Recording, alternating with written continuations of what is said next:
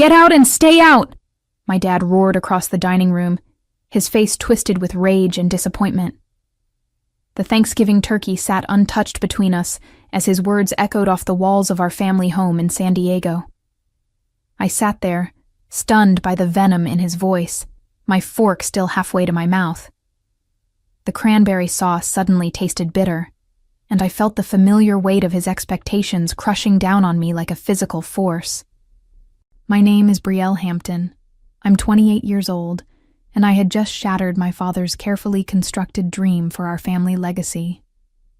For as long as I could remember, Douglas Hampton had orchestrated every aspect of my life around one singular goal: joining the prestigious Hampton & Associates law firm that bore our family name. My brother Chase had fallen in line perfectly, graduating from Harvard Law and sliding seamlessly into his role as junior partner. But I'd always been different, always questioning, always drawn to something bigger than billable hours and corporate litigation. The moment I told my father I had officially withdrawn from law school, I watched 28 years of his investment in me crumble before his eyes. He had spent decades building Hampton & Associates into one of San Diego's most respected family law practices, and in his mind, I had just thrown it all away.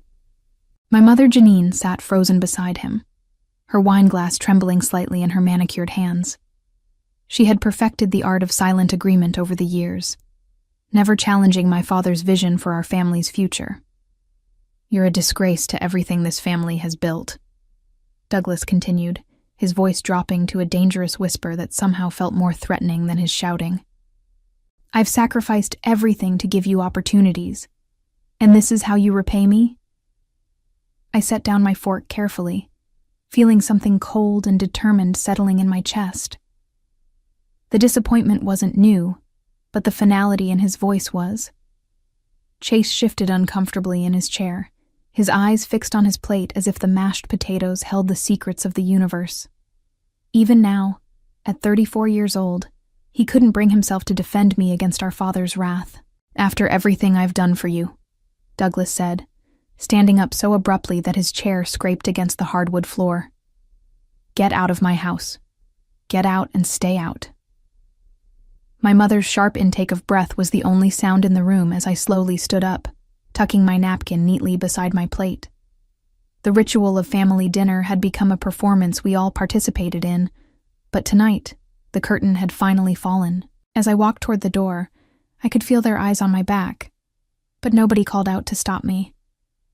The silence spoke louder than any words could have. Growing up in the Hampton household meant living under the constant pressure of achievement and appearances. My father had built his reputation on the foundation of family values and legacy, ironically, while emotionally distancing himself from his own children. Chase had always been the golden child, the one who asked the right questions and made the right choices. He graduated summa cum laude from Harvard, passed the bar on his first attempt, and seamlessly transitioned into the family business, without ever questioning whether it was what he truly wanted. I, on the other hand, had always been the problematic daughter. While Chase studied corporate law and taxation, I found myself drawn to environmental science and social entrepreneurship. During my undergraduate years at UC San Diego, I spent my summers volunteering with sustainable development organizations instead of interning at prestigious law firms. My father tolerated these phases as long as I maintained my grades and stayed on track for law school. The tension between us had been building for years, but it reached a breaking point during my second year at Stanford Law. I was sitting in a contracts class, listening to a professor drone on about breach remedies, when I realized I was slowly dying inside. Every case study felt like another nail in the coffin of my authentic self. That evening, I called my roommate from 3 years earlier, Maya, who was working with a female-led venture capital group in Los Angeles. "I have an idea," I told her, pacing around my tiny apartment near campus. "Solar-powered infrastructure kits for developing communities, plug-and-play systems that can provide clean energy and internet connectivity to remote areas." Maya listened intently as I outlined my vision. The technology already existed, but nobody had figured out how to make it accessible and affordable for communities that needed it most. I had been researching the concept for months, sketching out business models on napkins and staying up late, reading about microfinance and social impact investing. "You should pitch this to Viridian Capital," Maya suggested. "They're looking for exactly this kind of innovation." That conversation changed everything. Within a week, I had quietly withdrawn from Stanford and moved to a cramped co-working space in Venice Beach. My parents thought I was taking a temporary leave of absence to find myself, and I let them believe it. Chase called occasionally to check in, but our conversations always felt stilted and careful, as if we were both afraid of saying the wrong thing. For 9 months, I lived off my savings and ate ramen noodles while perfecting my pitch. I submitted proposals to 17 different investment groups and received 17 rejections. Some were form letters, others were more personalized feedback about market viability and scalability concerns. Each rejection stung, but it also taught me something valuable about resilience and determination. My parents never asked about the specifics of my break from law school, and I never volunteered the information. The less they knew, the better. I was building something revolutionary, something that could actually change lives, but I knew they would never understand. The breakthrough came on a rain-soaked Tuesday in March, exactly 9 months after I had started this journey. I was sitting in the cramped Venice Beach co-working space, surrounded by empty coffee cups and crumpled papers, when my phone rang. The caller ID showed a number I didn't recognize, but something told me to answer it. "Brielle Hampton? This is Jessica Chen from Viridian Capital. We'd like to schedule a meeting about your SunNest Systems proposal." My hands started shaking as I processed her words. Viridian Capital was one of the most respected social impact investment firms on the West Coast, led by women who had made their fortunes in tech and were now dedicated to funding companies that could create positive change. I had submitted my proposal to them 4 months earlier, and assumed it had been lost in the shuffle when I never heard back. The meeting took place the following week in their sleek downtown Los Angeles office. I wore my only professional suit and carried a worn leather portfolio that had belonged to my grandfather. The conference room overlooked the city skyline, and I tried not to let the intimidating setting shake my confidence as I set up my presentation. Jessica introduced me to the other partners, Dr. Amara Okafor, a Nigerian-born engineer who had revolutionized water purification technology, and Lisa Brennan, a former Goldman Sachs executive who had left Wall Street to focus on sustainable investing. These were women who had broken barriers and created their own paths, and I felt a spark of hope that maybe they would understand my vision. I presented my solar infrastructure concept with passionate precision, explaining how modular energy systems could be deployed in rural communities across Africa and South America. The technology wasn't just about providing electricity, it was about creating connectivity, enabling education, and empowering local economies. Each kit would include solar panels, battery storage, LED lighting, and satellite internet capability, all packaged in a weatherproof unit that could be assembled by local technicians. "The market research shows massive demand," I explained, clicking through slides that demonstrated the scope of energy poverty worldwide. 2 billion people still lack access to reliable electricity, and traditional grid infrastructure is prohibitively expensive for remote communities. "Dr. Chu." Okafor leaned forward, clearly engaged. "What's your scalability model? How do you plan to manufacture and distribute these systems affordably?" I had anticipated this question and spent weeks developing partnerships with manufacturers in Southeast Asia who specialized in renewable energy components. The key was creating standardized modules that could be produced efficiently while maintaining quality standards. "We partner with established manufacturers and focus on assembly and deployment," I replied. "Our value proposition isn't in reinventing solar technology, it's in making it accessible and sustainable for communities that need it most." The meeting lasted 2 hours, and by the end, I could see genuine excitement in their eyes.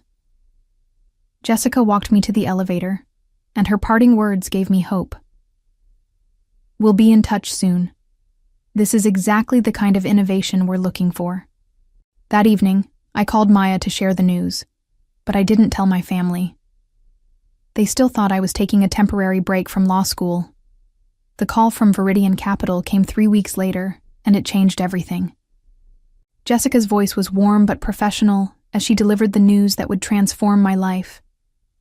Brielle, we'd like to offer Sunnest Systems $30 million in Series A funding, with an additional commitment for Series B if you hit your first-year deployment targets.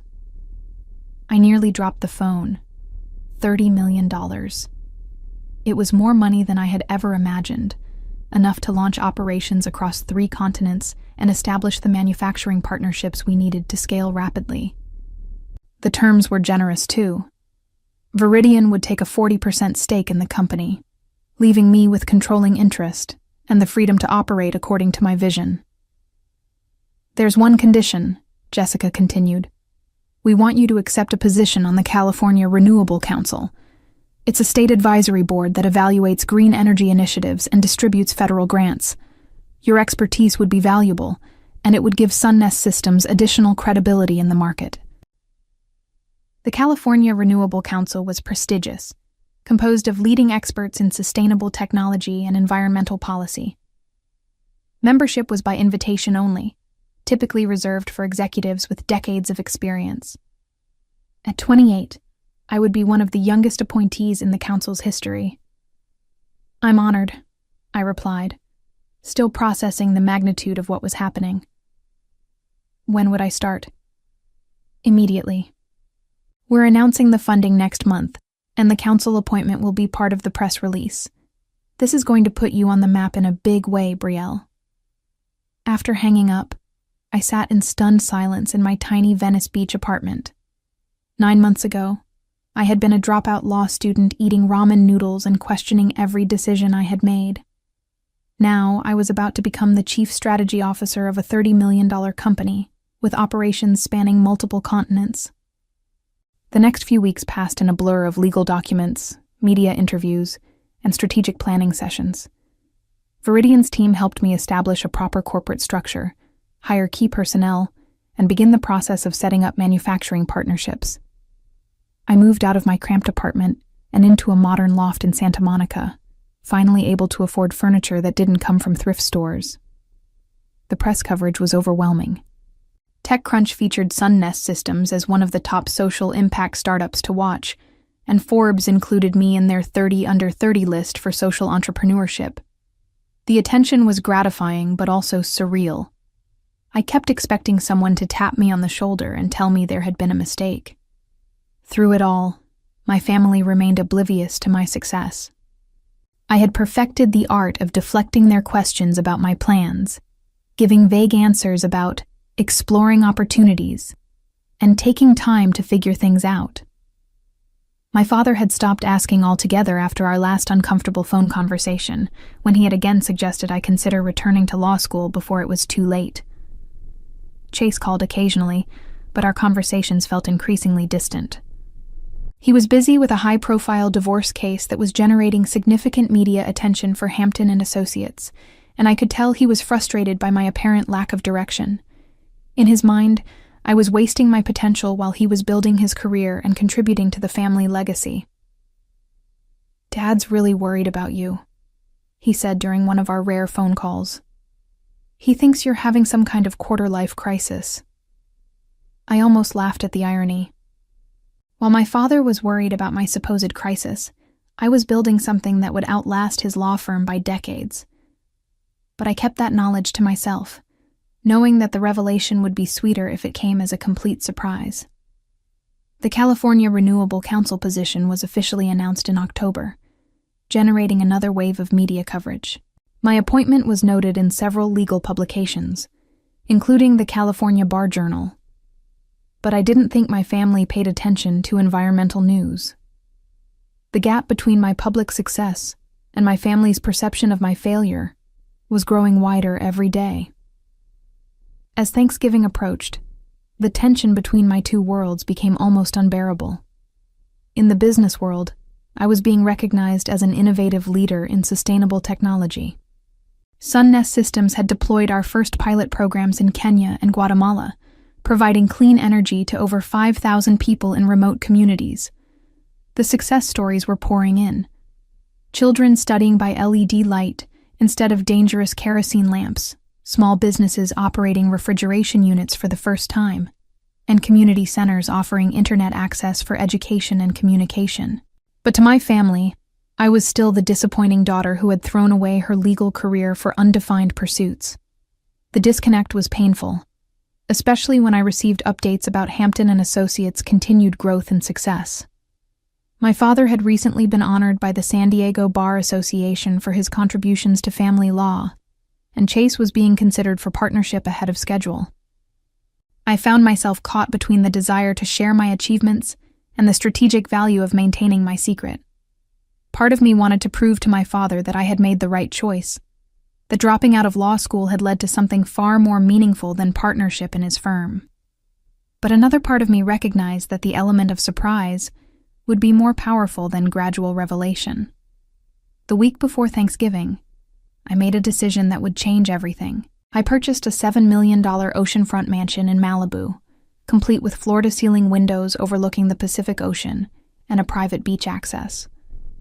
The house was a symbol of my success, but more importantly, it was a statement of independence.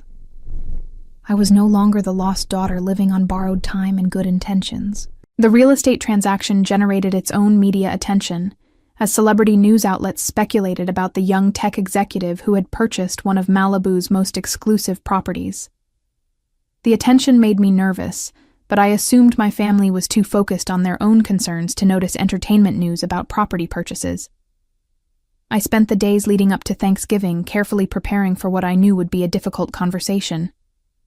My family expected me to announce my plans for returning to law school, or at least acknowledge that my experimental phase had failed. Instead, I was going to tell them the truth about my withdrawal and let them draw their own conclusions about my current situation. The morning of Thanksgiving, I drove from Malibu to my parents' house in La Jolla, taking the scenic coastal route that had always calmed my nerves. The familiar neighborhoods looked different now that I was viewing them from a position of financial success rather than dependence. I parked outside the house where I had grown up, noting how modest it seemed compared to my new Malibu estate. My mother greeted me at the door with her usual mixture of affection and concern. "Betrayal, you look wonderful. How are you feeling about everything?" Everything was her diplomatic way of referring to my extended absence from law school without acknowledging the growing elephant in the room. I hugged her and followed her into the kitchen, where the familiar sounds and smells of Thanksgiving preparation transported me back to childhood memories of family gatherings that had felt warmer and more genuine. Chase arrived with his girlfriend Kelly, a fellow attorney who worked at a competing firm. They made the perfect legal power couple, discussing recent cases and bar association politics with the easy confidence of people who had never questioned their career paths. Kelly had always been polite to me, but I could sense her confusion about my current status as the family disappointment. As we gathered around the dining room table, I knew this would be the last Thanksgiving where my family saw me as a failure. The conversation I had been dreading began innocently enough, as family conversations often do. We had finished the main course, and my mother was clearing plates while my father poured wine with the ceremonial precision he brought to everything. Chase and Kelly were discussing a recent Supreme Court decision that could impact family law practices, and I found myself genuinely interested in their analysis despite my own divergent path. "Betrayal," my father said suddenly, turning his attention to me with the focused intensity that had intimidated me since childhood. "I've been patient about this whole sabbatical situation, but we need to talk about your plans. Spring semester starts in 2 months, and if you're going to re-enroll at Stanford, we need to handle the paperwork soon." The assumption in his voice was clear. Of course I would be returning to law school, because what other reasonable option could there be? My mother nodded encouragingly from the kitchen doorway, clearly hoping this conversation would resolve the uncertainty that had been hanging over our family gatherings. "Actually, Dad," I said, setting down my wine glass carefully, "I'm not taking a sabbatical. I officially withdrew from Stanford 8 months ago." The silence that followed was deafening. Kelly stopped mid-sentence in her conversation with Chase, and I could see my mother's face pale as she processed what I had just said. My father's expression shifted from confusion to anger so quickly that I almost flinched. "You what?" he said, his voice dangerously quiet. "I withdrew from law school," I repeated, meeting his gaze directly. "I realized it wasn't the right path for me, so I left to pursue something else." Chase leaned forward, clearly trying to mediate before the situation exploded. "Brielle, maybe we can discuss options for reapplying next year. There are other good law schools that might—" "You don't understand," I interrupted. "I'm not planning to return to law school ever. I've started a company, and it's been incredibly successful." My father's face was turning red, and I could see the vein in his temple that always appeared when he was truly angry. "A company? What kind of company? Some little internet startup that will be bankrupt in 6 months?" "Sun Nest Systems," I said simply. "We develop solar-powered infrastructure for developing communities. We just closed $30 million in Series A funding." The words hung in the air like smoke from an explosion. I watched my family's faces as they tried to process what I had just told them. $30 million was more money than Hampton and Associates had generated in revenue over its entire 30-year history. "That's impossible," my father said flatly. "You've been out of school for 8 months. Nobody raises that kind of money without experience or credentials." "I have both," I replied calmly. "I spent 2 years developing the technology and business model while I was supposedly studying contracts and torts. And as of last month, I was appointed to the California Renewable Council." Kelly's eyes widened with recognition. "The Renewable Council? That's incredibly prestigious. My firm has tried to get clients appointed to that board for years." My father stood up abruptly, his chair scraping against the floor with a harsh sound that made everyone wince. "You're lying," he said, his voice filled with a combination of rage and disbelief. "This is some elaborate fantasy you've constructed to justify throwing away your education." "I'm not lying," I said, remaining seated while he towered over me. "But clearly you'd rather believe that I'm delusional than accept that I've succeeded without following your plan." That's when he exploded with the words that would end our relationship forever. The next morning, I drove straight from my parents' house to my new Malibu mansion, my father's words still echoing in my ears. "Get out and stay out," had been his final statement before I walked out of their dining room for what I knew would be the last time. The 20-minute drive along the Pacific Coast Highway gave me time to process what had just happened and to plan my next steps. My phone had been buzzing constantly since I left La Jolla, with missed calls from Chase and several text messages from my mother asking me to call them back. I ignored them all. The time for explanations and reconciliation had passed the moment my father chose to believe his own assumptions, rather than listen to the truth about my success. The moving truck arrived at noon, carrying the minimal belongings I had accumulated during my years of struggling to build Sun Nest Systems.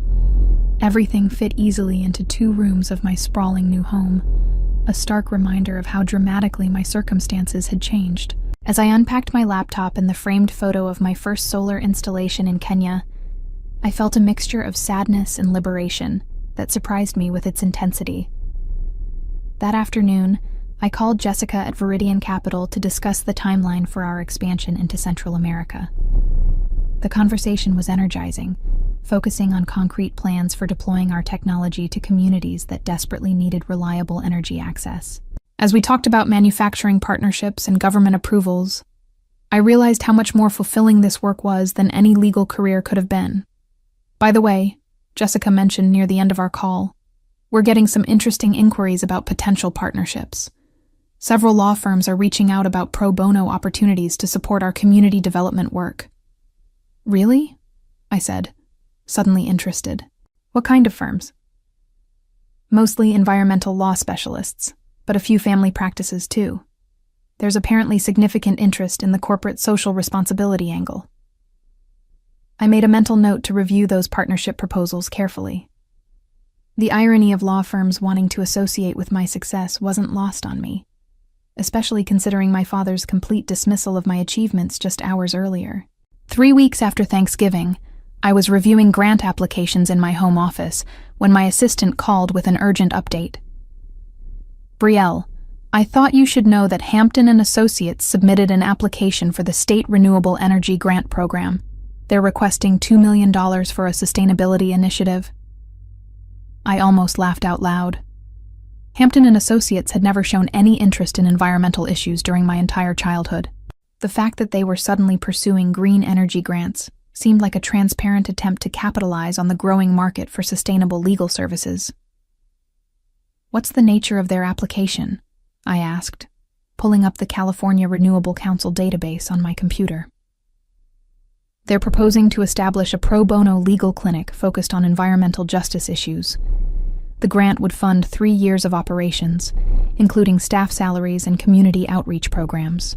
As a council member, I had access to review all grant applications before they were evaluated by the full committee. I opened Hampton and Associates' submission and read through it carefully, noting the ambitious goals and impressive-sounding initiatives.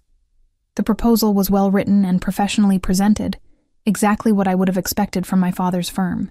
But there was one critical problem that the other council members wouldn't immediately recognize. Hampton and Associates had no experience in environmental law, no existing relationships with environmental justice organizations, and no track record of supporting sustainable initiatives. The application was essentially a request for $2 million to enter a field they had never shown interest in pursuing. More importantly, there was a clear conflict of interest that would disqualify their application automatically. I scrolled to the bottom of the council database entry and found the field I was looking for. Potential conflicts. I typed carefully, knowing that my words would determine the fate of my father's grant application. Sunnest Systems Executive Relationship, I wrote, adding my name and title for clarity. The rejection would be swift and public, visible to everyone in San Diego's legal community. As I submitted the conflict notice that would deny my father's grant application, I realized that revenge had found me rather than the other way around. The path I had chosen for authentic reasons had led to a moment of perfect justice that no amount of planning could have orchestrated better. Sometimes the best revenge is simply living successfully according to your own values and letting the consequences reveal themselves naturally.